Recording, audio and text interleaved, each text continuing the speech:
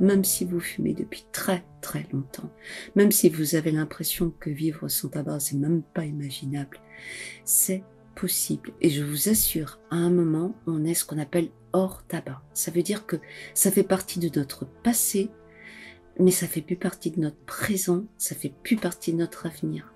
C'est une histoire, mais une histoire comme, vous savez, comme le crush que vous avez eu quand vous étiez en CM2. Vous y pensez, vous vous souvenez bien, vous vous souvenez de la folie que vous aviez dans les yeux quand vous le voyiez arriver en classe, mais franchement, dans votre cœur, ça bat plus. C'est exactement pareil. C'est une histoire passée, et je vous assure que c'est vrai. Bienvenue dans Contradiction, le podcast pour les gens qui se donnent du mal pour aller bien. Novembre, c'est le mois sans tabac et Contradiction explore cette lutte intime entre manque, courage et liberté retrouvée.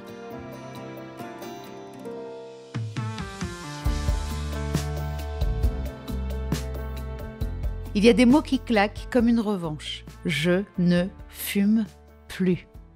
Mais pour les balancer sans trembler, il faut avoir traversé le feu, avoir connu les nerfs en vrac à 8h du mat, les fausses bonnes raisons du juste une dernière, le corps qui flippe et le mental qui lâche.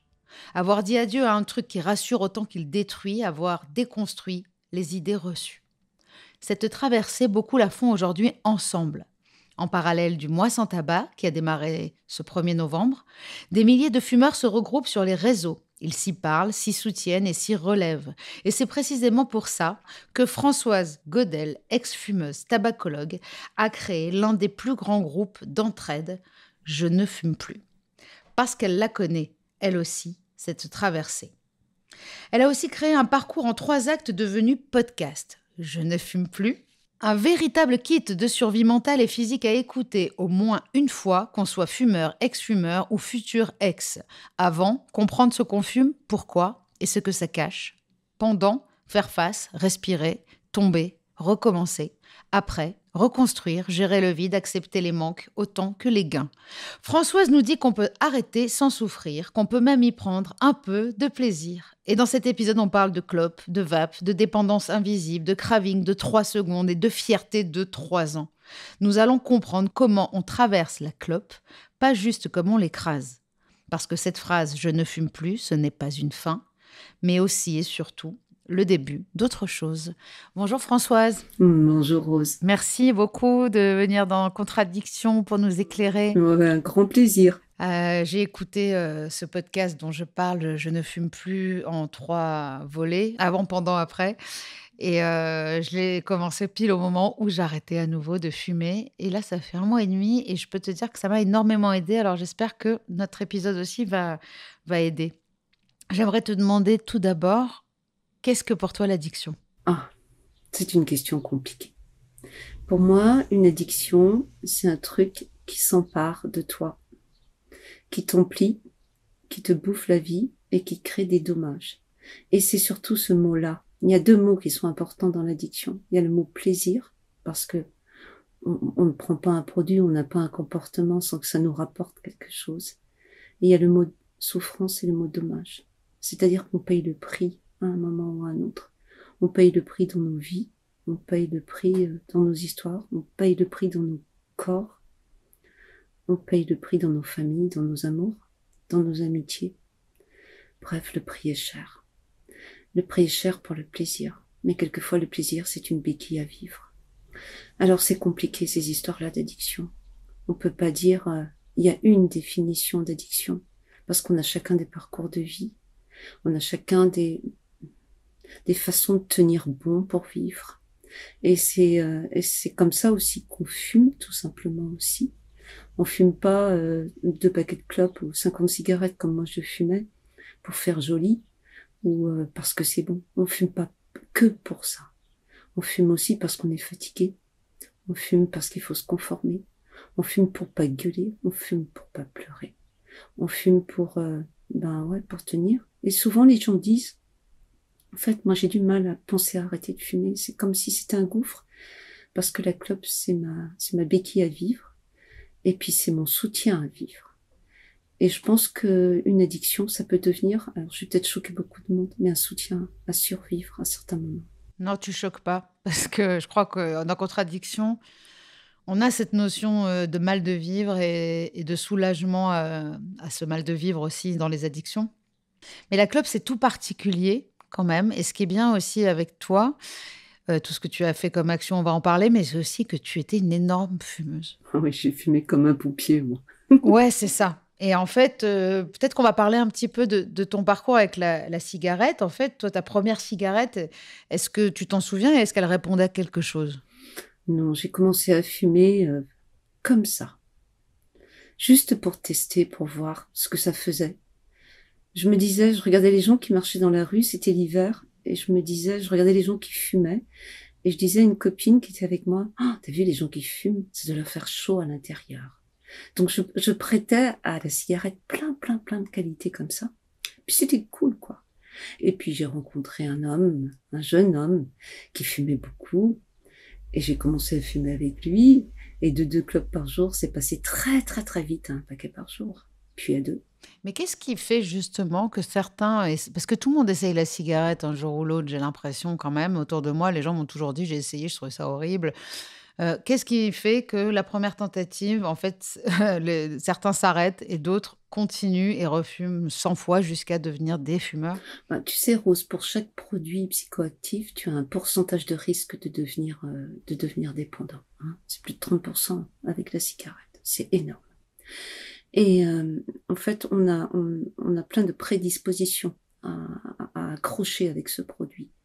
Des prédispositions psychologiques, comme on a déjà un tout petit peu parlé, mais aussi des prédispositions physiques, hein. Et on a aussi des prédispositions, comment dire, familiales à fumer. On a tout un ensemble d'histoires qui fait qu'on va être beaucoup plus sensible aux produits tabac fumés. Et puis, il y a un moment de notre vie aussi où ça accroche. Et c'est quelquefois un moment de construction. C'est souvent pendant l'adolescence où on se construit, où on se cherche, où ce petit bout de soi qui n'est pas tout à fait soi, mais qui nous apporte une certaine prestance ou une certaine identité, va faire la différence. Donc on va grandir avec la clope. Mais comme si la clope faisait partie de nous. D'ailleurs, il y a plein de gens qui disent, ouais, mais moi, si j'arrête de fumer, c'est comme si on allait m'amputer de quelque chose, tu vois. Donc Toi on aussi, tu l'as intègre dit. ça. Oui, bien sûr, bien sûr.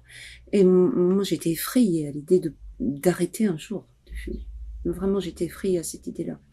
Et on sait très bien, dès le départ, que c'est pas bon. On le sait.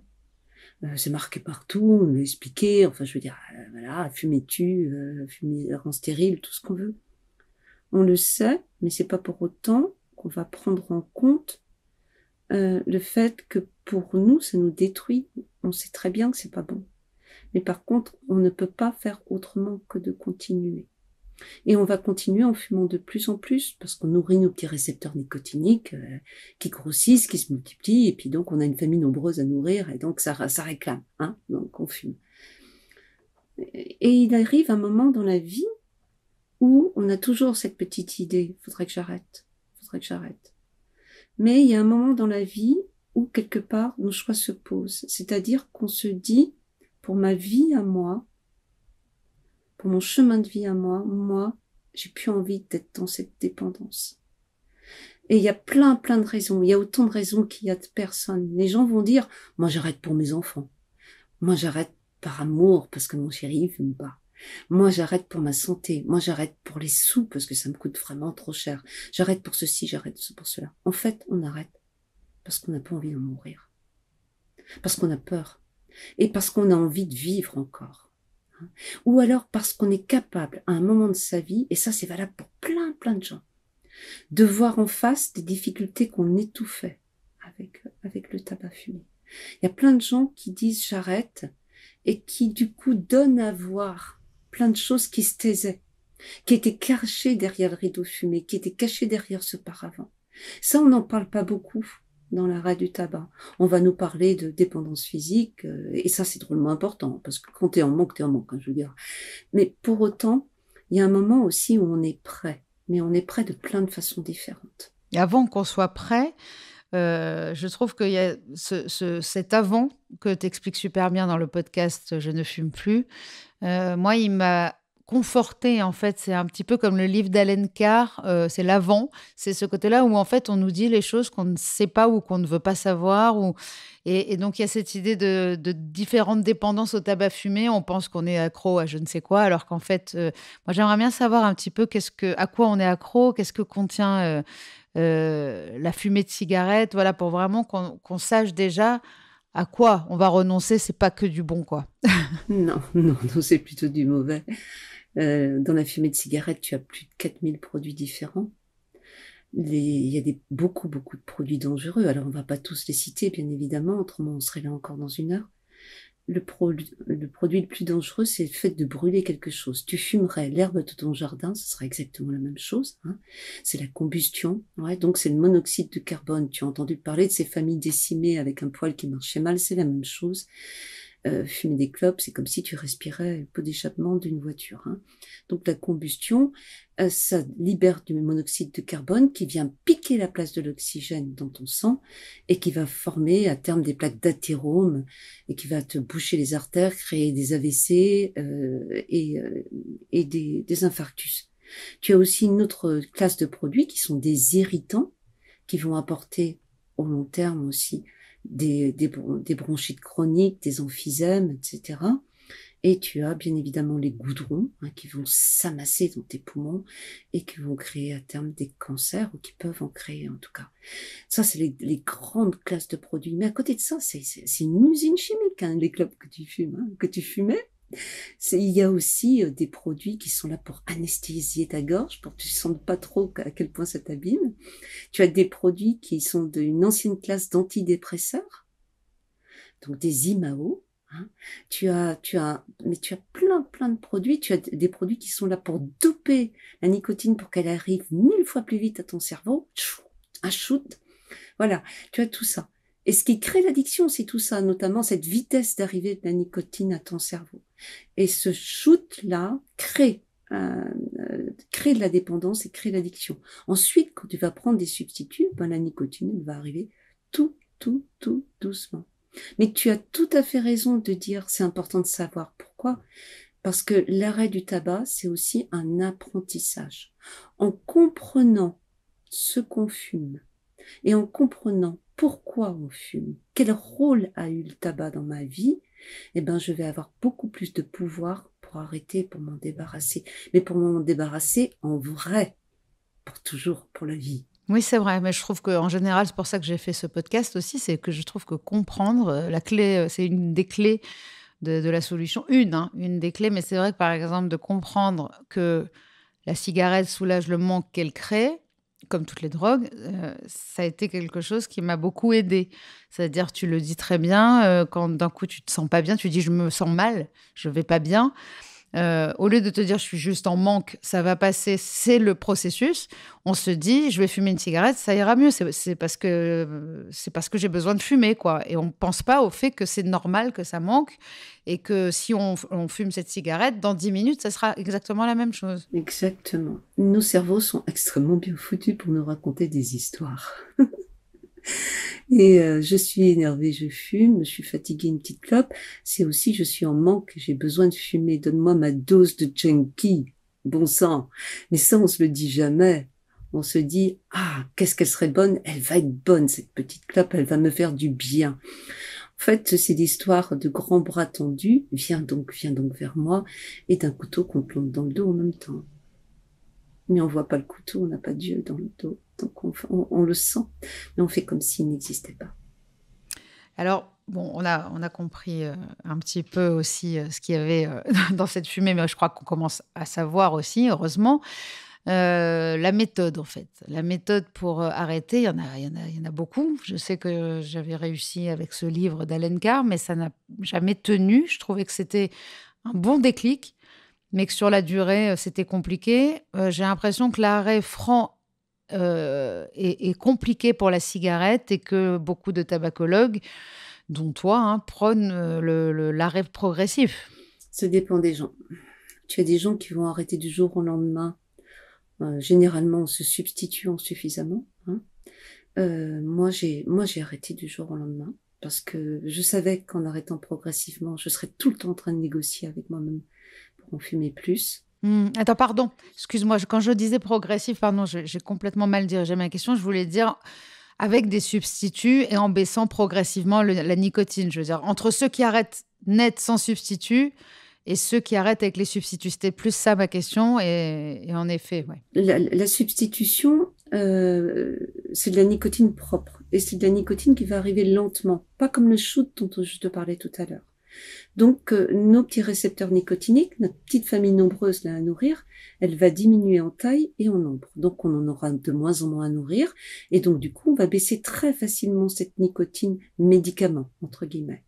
Cette nicotine médicament, elle aide énormément. Pourquoi? Parce qu'elle va occuper le champ de la dépendance physique. Et être en manque, c'est un truc vachement dur. Le tabac, c'est une drogue dure. Hein. C'est hyper dur.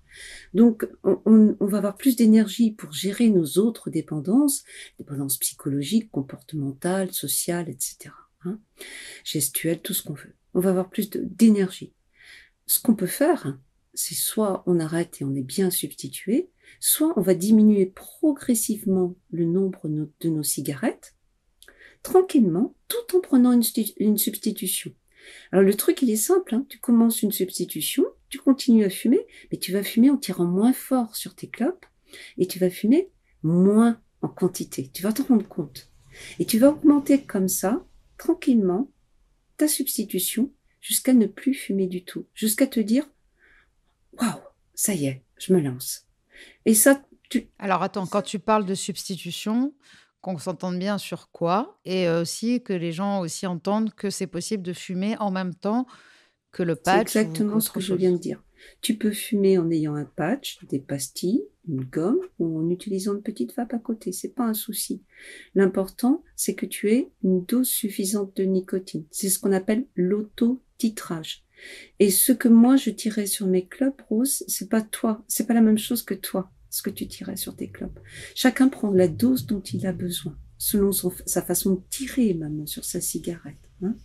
On ne fume pas de la même façon le matin, on tire très très fort, que le soir ou tranquille en soirée, on va tirer un peu moins fort sur ses cigarettes. Donc, le fait d'augmenter progressivement les substituts, les patchs, les gommes, les pastilles, le spray, tout ce qu'on veut, eh ben, ça va faire qu'on va tirer moins fort sur nos cigarettes et qu'on va fumer de moins en moins, voire plus du tout après. Même chose, si jamais tu es substitué, et si jamais tu fumes une cigarette, tu n'enlèves pas ton patch. Hein. C'est un truc qu'on fait pas. Ça veut dire quoi? Ça veut dire que ce patch-là, il ne suffit pas. Hein. Il suffit pas, en tout cas, pour ce moment-là. Alors peut-être qu'une pastille ou quoi que ce soit, ça remplacerait cette cigarette, mais en tout cas, tu l'as fumée, mais on n'enlève pas le patch. Alors moi, je suis suivie par une tabacologue là depuis 2 mois. Et en fait, oui, on a augmenté le patch parce que je trouvais que j'avais besoin de vapoter trop souvent.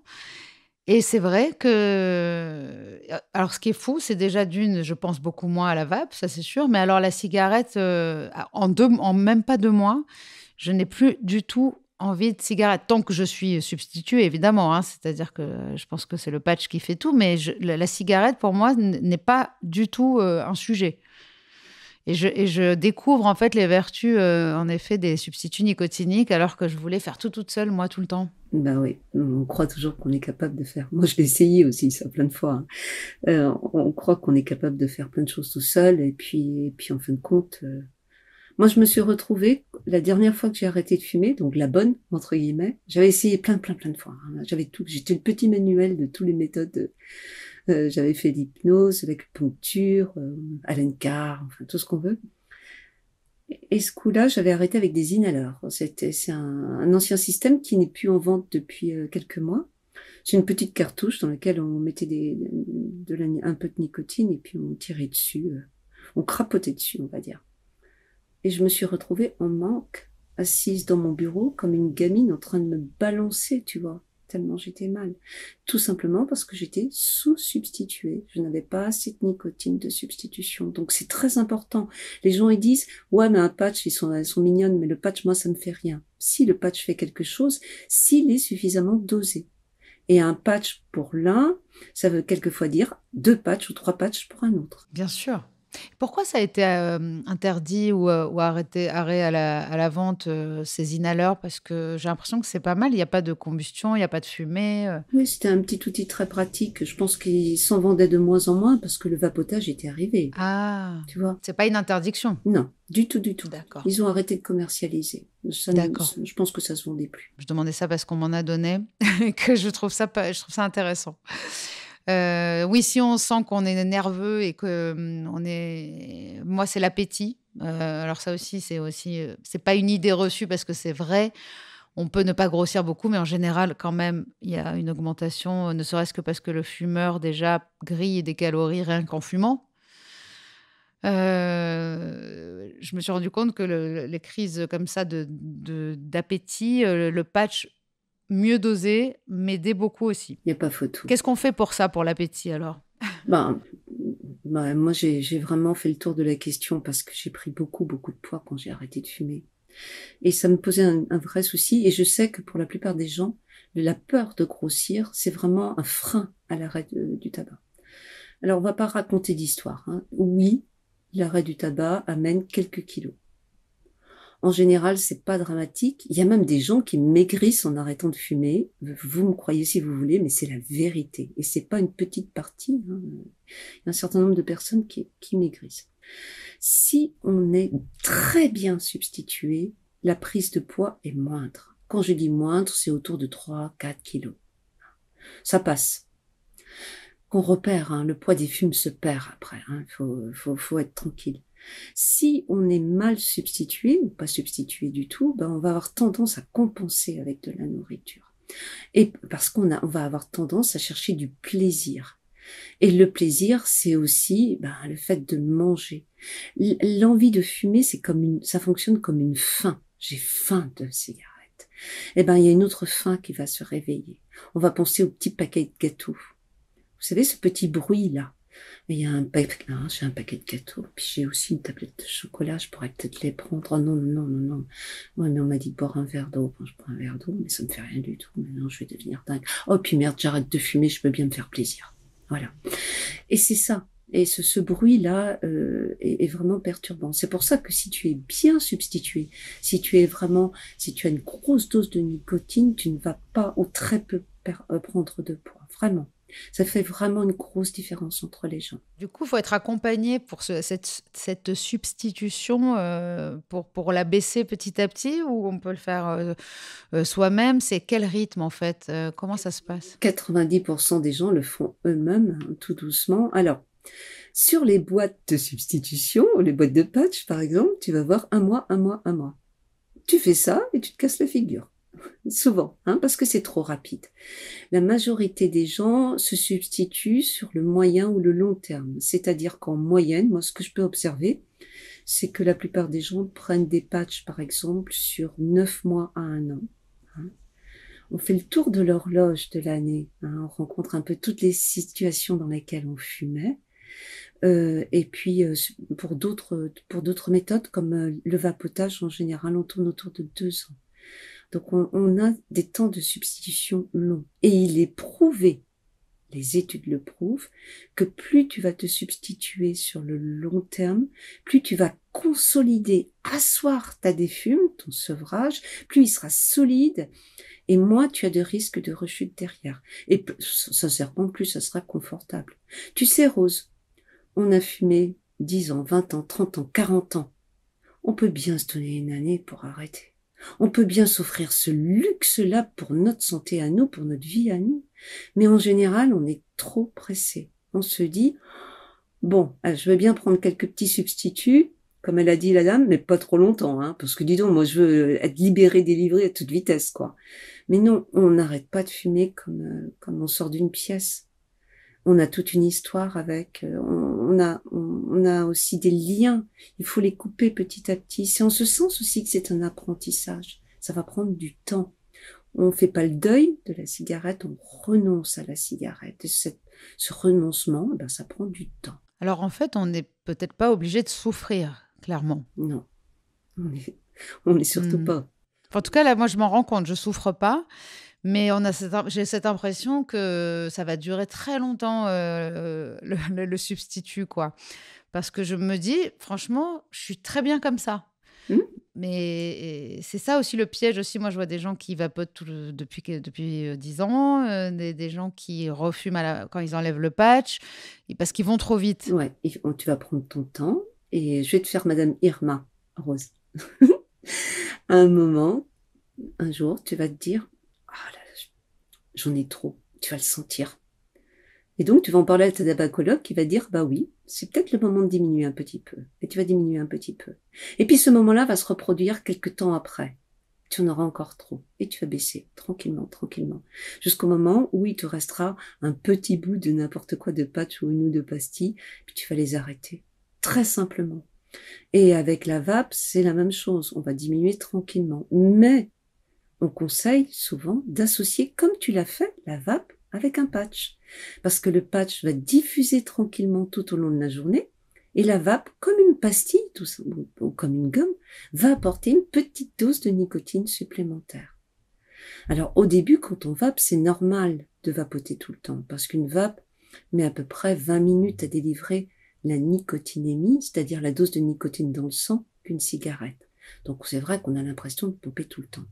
Mais on a des repères. Si par exemple, tu consommes plus une petite fiole de 10 millilitres tous les 3 jours, c'est que tu es sous-dosé. Soit tu prends un dosage plus important dans ta vape et tu vas moins vapoter, soit tu mets un patch en plus. Alors c'est 2-3 jours, c'est ça? Parce que moi, c'est Ouais, ça, donc je me minimum. dis: Hein. «Je suis bien dosée». Parce Ouais, que j'étais à tout à 15 et fait. en fait, on a passé à 20 et c'est beaucoup mieux. J'ai moins, la vape folle, comme on dit. J'aimerais bien qu'on parle un peu de la vape quand même, Hmm. parce qu'il y a beaucoup d'idées reçues. Il y a aussi cette idée que c'est inoffensif. Moi, je voudrais avoir plus d'informations et aussi, sur le vapotage passif parce que on a quand même découvert, bien longtemps après la cigarette qu'il y avait franchement, on fumait devant Du nos tabagisme enfants, voilà. passif, ouais. Et donc aujourd'hui, j'ai pas envie dans 10 ans de me dire: «Tu te rends compte, je vapotais devant mon fils». Donc j'aimerais bien avoir un peu des infos. Alors, pour le vapotage passif, on démarre par là si tu veux.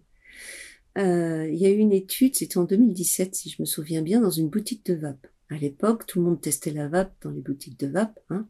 C'était un nuage. Et on s'est rendu compte que l'air ambiant, même s'il était saturé de vapeur de, de vape, enfin de cigarettes électroniques, ne comportait pas de façon importante de produits posant un souci. Il y a eu une étude qui est parue l'année dernière, par contre, et qui a analysé à nouveau les vapeurs issues du vapotage auprès d'enfants.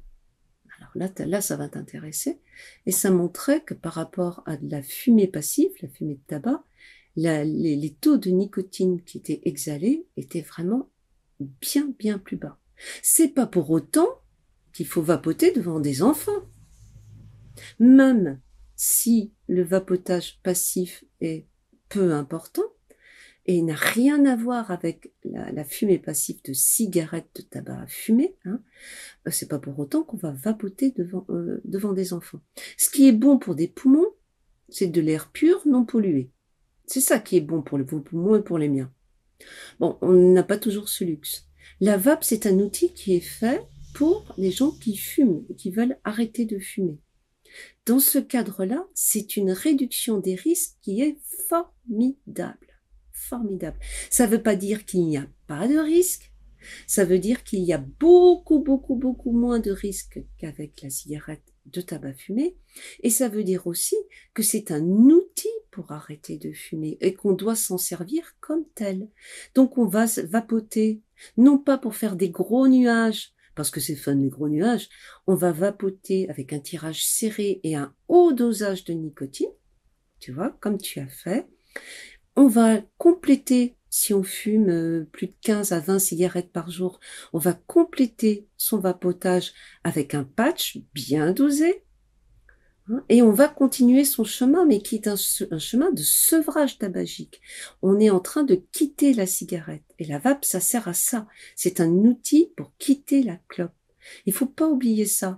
Alors, on peut raconter ce qu'on veut sur le vapotage. Il y a à peu près 25 000 études qui sont parues aujourd'hui et qui traitent du vapotage. Alors, on a des études très olé olé avec 70 personnes. Oh, la vape, c'est mauvais pour la santé. Gna, gna, gna. On en a même qui se payent le luxe de faire des études sur des personnes cardiaques et qui disent après, ah, mais la vape, ça apporte des soucis cardiaques.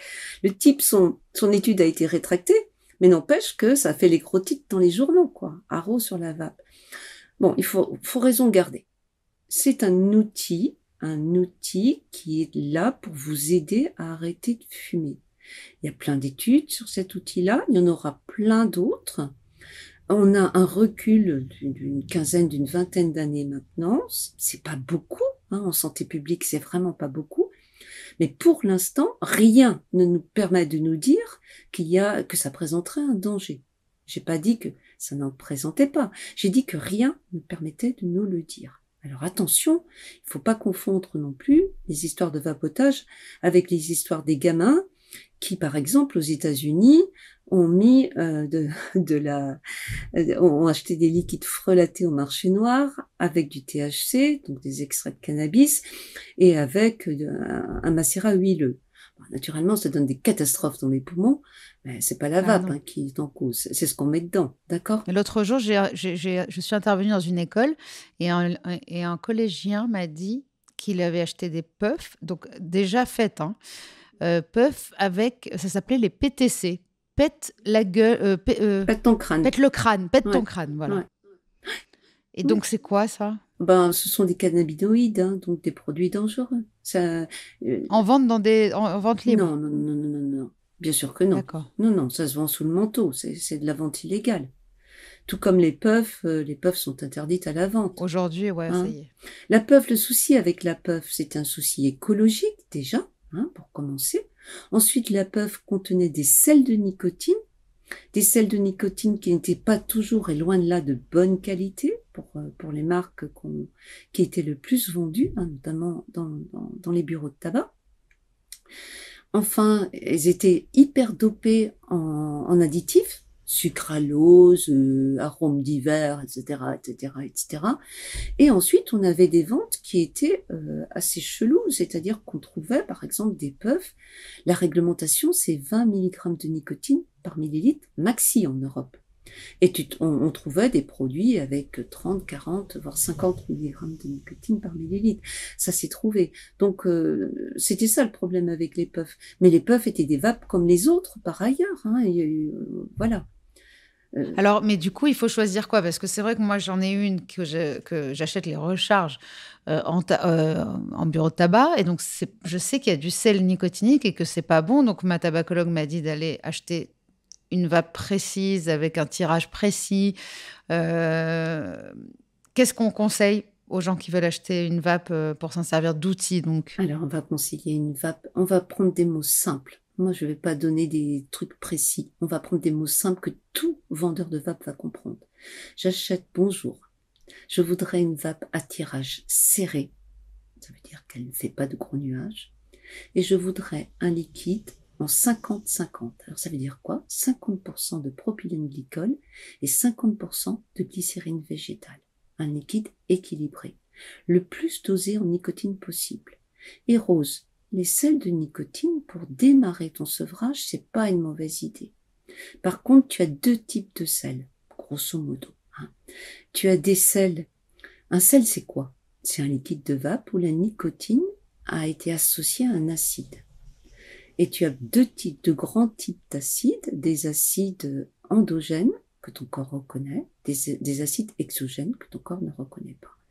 Il faut prendre un acide type un acide lactique. Hein. Et la plupart des vapes que tu achètes dans les bureaux de tabac avec un sel de nicotine sont faites avec de l'acide benzoïque. C'est pas mauvais, mais par contre, ça peut laisser des petits dépôts. Et c'est l'industrie du tabac qui les construit Et c'est aussi. l'industrie du tabac. Donc moi, je conseille les sels de nicotine aux personnes qui ont du mal à se mettre au vapotage, qui toussent, qui ont la gorge abîmée, etc. et qui vont pouvoir du coup prendre un dosage haut avec un sel de nicotine et de l'utiliser juste pendant quelques mois. Pas parce que c'est mauvais, mais parce que si on continue avec le sel de nicotine, c'est tellement facile à vapoter qu'on a plus de mal à baisser les dosages. ça, ça accroche moins en gorge.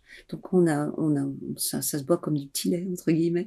Donc tu vois, et après je vais passer progressivement à un liquide classique. Bon, on a assez d'outils, je pense, quand même. En plus, maintenant, on peut consulter gratuitement, on peut être remboursé. Enfin, on paye même pas. Moi, j'ai pas payé mes patchs à la pharmacie, donc c'est quand même merveilleux. C'est complètement remboursé.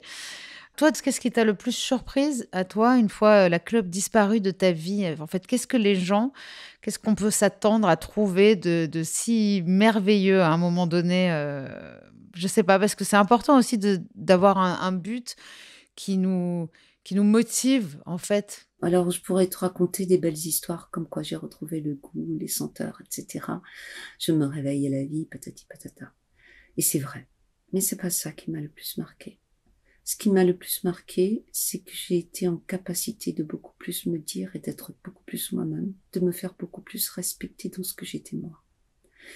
J'ai plus dit ce que je ressentais plutôt que de fumer, tu vois, en me taisant. C'est vrai que souvent on fume, on se dit face à un conflit, on se dit je sors fumer une cigarette. Et puis on dit moins ces fragilités. Et donc je me suis plus révélée telle que j'étais.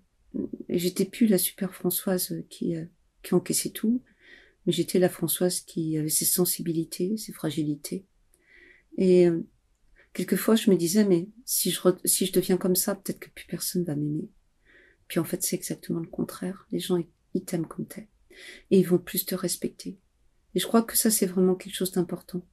De se dire qu'on a de la valeur. Parce que tu te respectes toi plus, en fait. Et te rendre compte de la valeur que tu as. Donner de la valeur à ta vie.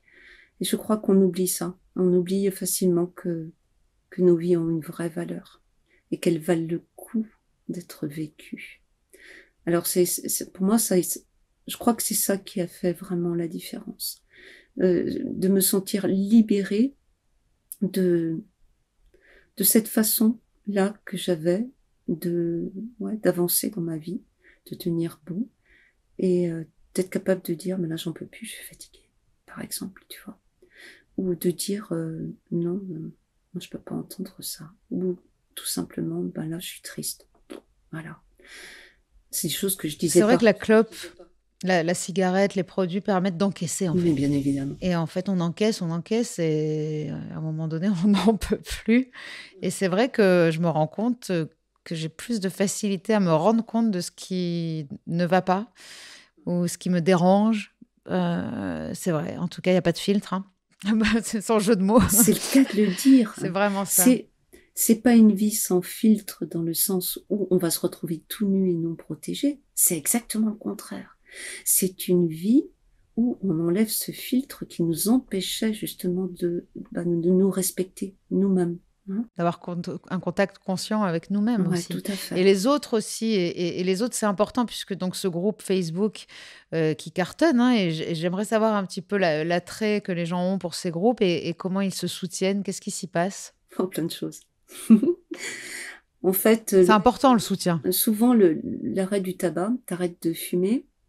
Et puis, au début, tes proches, tes collègues, etc., ils te disent bravo, ouais, c'est génial et tout. Bravo, Rose.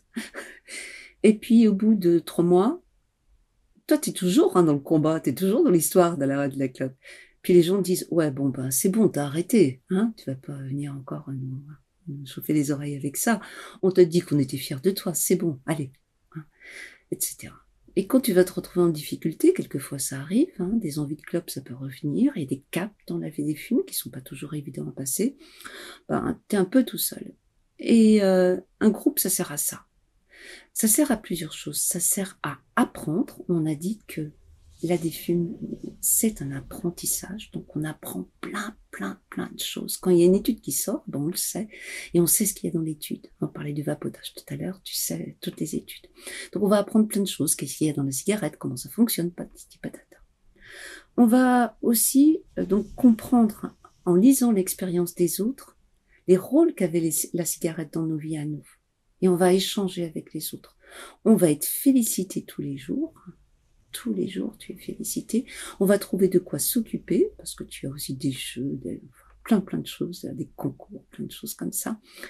Et tu vas aussi rencontrer des gens qui ont en commun avec toi cette expérience de l'arrêt du tabac, qui est une expérience quand même tout à fait particulière, dont certaines personnes ont du mal à comprendre le sens, parce que soit ils ont jamais fumé, soit ça fait longtemps, ils veulent plus en entendre parler. Et le fait d'avoir des gens qui sont là pour toi et avec toi, ça peut changer tout. Si tu as une grosse envie de fumer, qu'il est 23h30, et que tu dis, mais cette clope, je vais la prendre parce que j'en peux plus, eh ben, tu vas poster, et là, tu auras 1, 2, 3, 10 personnes qui vont te dire, ben, on est là. Qu'est-ce qui s'est passé? Raconte-nous, etc. Et qui vont t'encourager, qui vont te donner des trucs, qui vont te donner des astuces, qui vont être là pour toi et avec toi. C'est ça, un groupe auto-support. On s'entraide. Donc c'est dans la veine des alcooliques anonymes et narcotiques anonymes. Ouais, un petit peu. Enfin, en tout cas, je sais que ça fonctionne pour les autres drogues, donc mais j'imagine que... Bien sûr. Et puis, donc, on apprend, on est beaucoup moins seul. Et ça, c'est vraiment très, très, très important. Et puis, qu'est-ce qu'on voit? Eh ben, on voit qu'il y en a plein d'autres que nous qui ont réussi. Parce que tu as aussi des patients experts qui sont là et qui disent, ben, voilà mon parcours et voilà moi ce que j'ai fait, voilà ce qui a marché pour moi. Et tiens bon, je te promets, voilà ce que c'est après. Tu vois, un petit peu ce que je t'ai raconté tout à l'heure. Et ça, ça permet de s'identifier. Et ça permet de faire en sorte de se sentir extrêmement moins seul et de savoir qu'un après-cigarette, ça existe. Hein. Donc sur le groupe Je ne fume plus, on est 26 000 actuellement. Wow. Il y a plus de 50 000 personnes qui sont passées par ce groupe, parce que bien évidemment, au bout d'un moment, ben, la clope, elle n'existe plus dans ta vie. Donc ben, tu passes à autre chose et tu quittes ce groupe, et c'est très bien comme ça, hein, bien évidemment. Eh ben, écoute, c'est génial. Moi, je pense qu'on a un peu tout ce qu'il nous faut pour décider d'arrêter. Donc avant, pour vivre le combat pendant, pour comprendre après aussi ces groupes. Et donc ce podcast aussi, moi, que j'ai adoré, vraiment que tu m'as transmis ces dialogues autour de la défume. Oui, tout à fait. Et ces 2 ex-fumeurs qui donnent... Moi et Benoît. Exactement. Et c'était important pour nous de faire ça. Et le son est incroyable. Merci. J'adore aussi la bande sonore assez musicale, cette basse. C'est très, très, très bien fait. Et je trouve qu'il y en a pour chaque étape de notre parcours d'arrêt. Et j'aime beaucoup ce mot, la défume. Vous l'avez choisi, vous l'avez... Alors non, c'est un mot qui a été inventé par un des pères de la tabacologie en France. La tabacologie, en tant que discipline, a été mise en place par 2 personnes. Le professeur Gilbert Lagrue, qui était un très très grand tabacologue, et le professeur Robert Molimar. Et Robert Molimar disait que le mot sevrage était un mot difficile à entendre parce que ça fait privation. Hein. Moi, je suis assez d'accord avec lui. Donc, il parlait de défume et de défumeur. Et il a écrit plusieurs ouvrages autour de la défume, qui sont vraiment des ouvrages hyper faciles à lire pour les défumeurs. Et il nous explique un petit peu tout le chemin de la défume. Il nous explique qu'il faut s'y prendre plusieurs fois, qu'on est des petits canards, que quand un canard s'envole, et ben pof, il retombe dans l'eau, mais il repart jamais du même endroit, et il finit par prendre son envol. Il nous explique un petit peu les parcours de défume. Et moi, j'ai trouvé ce mot très joli, et je trouvais qu'il allait bien avec ce parcours-là qu'on fait pour arrêter de fumer. Et ben voilà, pour ce mois sans tabac, soyez nombreux à défumer avec nous. Tentez la défume. Il y a plein d'outils sur ton site. Tu peux nous donner des liens si jamais j'ai pas tout dit, mais en tout cas, c'est Je ne fume plus, donc le groupe sur Facebook. Les dialogues autour de la défume, est-ce qu'il y a d'autres... Déjà, c'est pas mal. C'est pas mal. Ouais. Et voilà, il y a une boîte à outils vraiment, et puis il y a de quoi aussi faire en substitution. Il y a beaucoup de choses aussi. Tout à fait. Sur le site des podcasts, vous avez aussi du texte, hein, si vous voulez aller plus loin, et des petites vidéos. Oui, c'est ça, exactement. Tu as un mot à ajouter pour souhaiter bonne chance à nos défumeurs ou pas? Ben, je vous souhaite une bonne défume à tous. Puis dites-vous un truc, et ça, Rose nous l'a prouvé, c'est possible, même si vous fumez depuis très très longtemps, même si vous avez l'impression que vivre sans tabac, c'est même pas imaginable, c'est possible. Et je vous assure, à un moment, on est ce qu'on appelle hors tabac. Ça veut dire que ça fait partie de notre passé, mais ça fait plus partie de notre présent, ça fait plus partie de notre avenir. C'est une histoire, mais une histoire comme, vous savez, comme le crush que vous avez eu quand vous étiez en CM2. Vous y pensez, vous vous souvenez bien, vous vous souvenez de la folie que vous aviez dans les yeux quand vous le voyiez arriver en classe, mais franchement, dans votre cœur, ça bat plus. C'est exactement pareil. C'est une histoire passée. Et je vous assure que c'est vrai. Ah bah ça finit comme toutes les histoires d'amour. Oui. Sur cette note positive, non, moi, j'ai envie vraiment de souhaiter bonne chance, surtout de souhaiter aussi que des gens, en écoutant ce podcast, aient envie de tenter l'aventure, parce que moi, je trouve que c'est une aventure pour avoir arrêté d'autres substances. Et ben, à chaque fois, j'ai appris des choses sur moi et je trouve qu'on découvre tous les jours des choses et qu'on devient de plus en plus libre. Voilà, c'est ça. Et je crois que c'est ça le but pour moi de la vie, de devenir soi et de devenir libre. Merci beaucoup, Françoise. Merci Rose, ça a été un bonheur de discuter avec toi. Merci infiniment. À bientôt. À bientôt. Ce podcast est soutenu par la mission interministérielle de lutte contre les drogues et les conduites addictives. La MILDECA anime et coordonne les actions du gouvernement en matière de lutte contre les toxicomanies.